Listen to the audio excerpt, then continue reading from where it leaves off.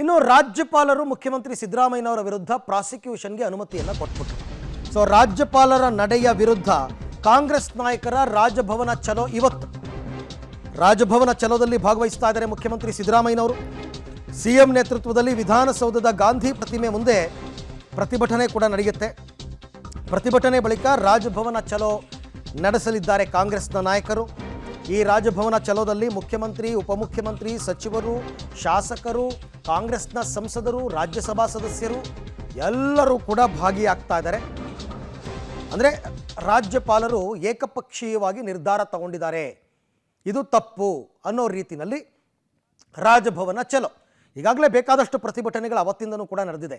ಜಿಲ್ಲಾ ಕೇಂದ್ರಗಳಲ್ಲಿ ನಡೀತು, ಬೆಂಗಳೂರಿನಲ್ಲಿ ನಡೀತು, ಫ್ರೀಡಂ ಪಾರ್ಕಲ್ಲಿ ನಡೀತು.